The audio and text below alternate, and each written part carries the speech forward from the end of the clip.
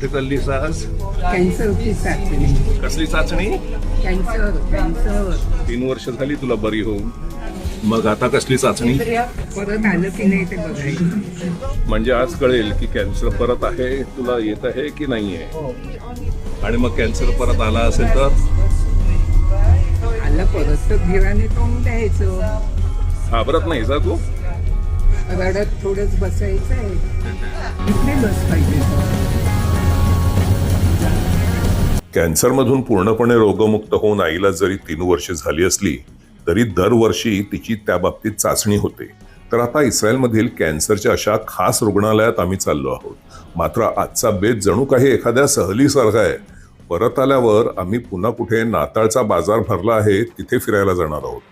Cancer म्हणतात की पहिल्या 2 वर्षांमध्ये किंवा 5 वर्षे उलटून गेल्यानंतर त्याची परत येण्याची शक्यता असते. म्हणजे आता आईचे 3रे वर्ष म्हणजे थोडे सुखरूप कक्षेमध्ये असावी नाही का. मात्र कॅन्सरला काही नियम असतात. वाटलं त्याला तर आला अवेळी न सांगून. आईला त्याची भीती वगैरे असं काहीही वाटत नाही आणि मी सुद्धा त्याचा काही जास्त बाऊ वगैरे करत नाही. आमचं आधीपासूनच ठरलंय, चाचणी पूर्णपणे उत्तीर्ण झाली की आपली पार्टी. आणि कॅन्सर जर परत आला असेल तरी सुद्धा पार्टी, कारण नंतर कधी पुन्हा पार्टी करायला मिळेल काय माहित.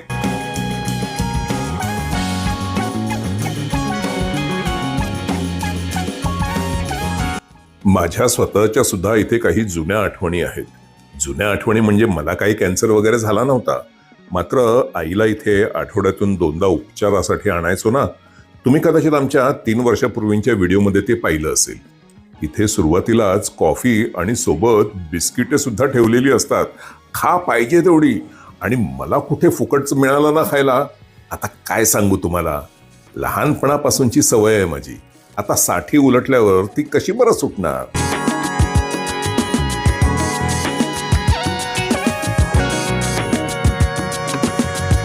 नाही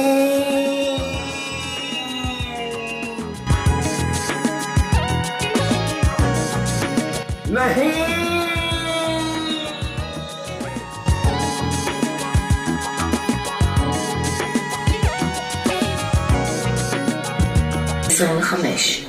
לחדר מספר. हो, आनंदाची बातमी आहे. आताच आम्ही सर्व चाचण्या करून कॅन्सरच्या बाहेर आलो.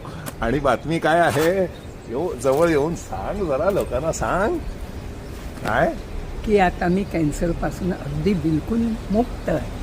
पूर्णपणे मुक्त आहे. म्हणजे आता 3 वर्ष झाली, दरवर्षी येऊ शकतं वगैरे असं काय काय काय असतं. आता आपल्याला काय करायचं आहे त्याने सांगितलं. आता मुक्त झाली म्हणून म्हणजे मुक्त झाली. आता पुढच्या वर्षापर्यंत आता जा एकदा आता पार्टी.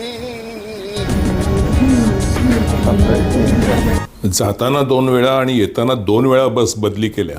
आता घरी गेल्यावर जरा कपडे बदलून तो नाताळचा बाजार आहे ते बघायला जायचं आहे. आम्ही इस्पितळातून किंवा दवाखान्यावरून घरी आलो की नेहमी कपडे बदलतो. अशा ठिकाणी इतर रोगी असतात. त्यात काही संसर्गजन्य रोगाचे जंतू आपल्या कपड्यावर जमा होतात. बरं, जिथे जायचं आहे तिथे सुद्धा आम्हाला पुन्हा बस बदली कराव्या लागणार आहेत. म्हणजे आजचा प्रवास एकदम एका बसमधून दुसऱ्या बसमध्ये. मात्र इथे बसमध्ये चढ उतर करताना काही दगदग नसते. तसंच बसायला सुद्धा जागा मिळते. त्यामुळे कोणताही प्रवास एखाद्या छोट्याशा सहलीसारखा होऊन जातो. आणि हो, वाटेत चरायला काजूचा पुडा असतोच बरोबर. घरी आल्यावर आईला सांगितलं तू जा वर आणि कपडे बदलून घे. मी तोपर्यंत इथे कॉफी मारून आलो. हो, 3 तास झाले कॉफी नाही प्यालो ना मी. आणि अशी फुटपाथवर बाहेर बसून कॉफी पिण्याची मजाच वेगळी. आता एकदम पार्टी. आता पार्टी.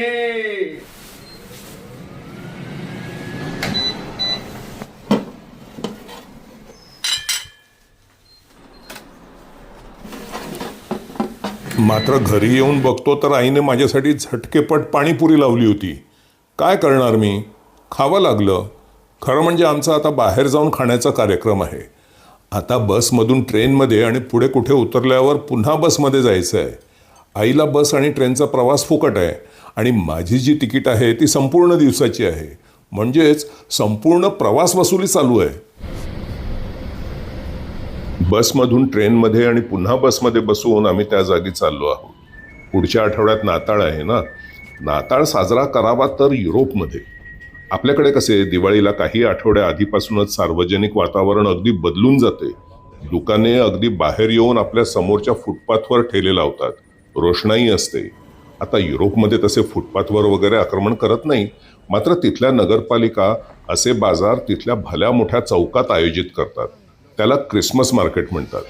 मात्र युरोपमध्ये यावेळी थंडी असते ना, आणि आईला जमत नाही. त्यामुळे आम्हाला अशा वेळी तिकडे जाणं जमत नाही. आणि इस्रायलमध्ये ख्रिश्चन फार कमी, पण तेल अविवची महानगरपालिका त्यांच्यासाठी सुद्धा असा छोटासा बाजार आयोजित करते. हे पूर्वीचे याफो शहर, पण आता तेल अविव शहराचा दक्षिण विभाग झाला आहे. या विभागात अरबांची वस्ती जास्त.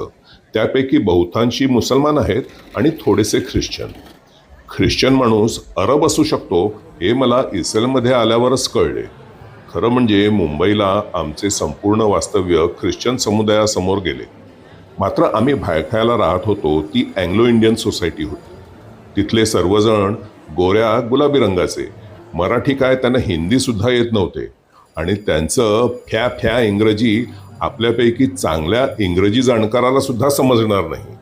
त्यामुळे जसे अरबी ख्रिश्चन मी पहिल्यांदा इस्रायलमध्ये पाहिला, तसेच मुंबईत राहत असताना आमच्या शाळेत बालमोहन विद्यामंदिरमध्ये एकही ख्रिश्चन विद्यार्थी नव्हता.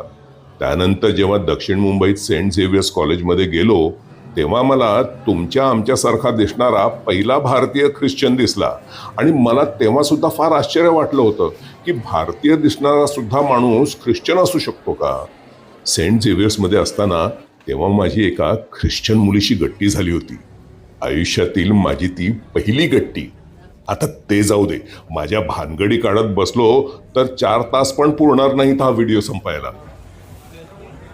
आता इथे तिने काही खरेदी वगैरे करायला सुरुवात करू नये म्हणजे झालं. अहो, खायच्या गोष्टी पण किती महाग. आधीच इस्रायल हा महाग देश, त्यात अशा ठिकाणी फिरायला आलेल्यांना कापण्यासाठी म्हणून हे ठेले लावलेले असावे. अशा किमती पाहिल्या की माझी भूक कुठल्या कुठे उडून जाते. आईचं तसं नाही, ती किमतींकडे जास्त लक्ष देत नाही. एखादा पदार्थ आवडला आणि त्याला अनुकूल असे हे वातावरण, मग त्याचा असा सामायिक आनंद बाहेर कुठे चौपट पैसे देऊन सुद्धा मिळणार नाही. मी आईला म्हटलं, तुला जे आवडतं ते तुला घे, तुला त्यात आनंद. मला विचारत जाऊ नकोस दरवेळी घेऊ का नको म्हणून. भारतातल्या तिच्या सवयी अजून गेलेल्या नाहीत. पूर्वी नवऱ्याला विचारायची, आता मला विचारते. अरे, हे मी काय पाहतो? कोणतरी खाण्याचा पुडा अर्धवट सोडून गेलाय. कोणी बघत नाही आहे ना? अहो, एक चांगला तळलेला पॅटीस पूर्णपणे आहे. नीट बघतो, कोणी बघत नाहीये ना? नाही.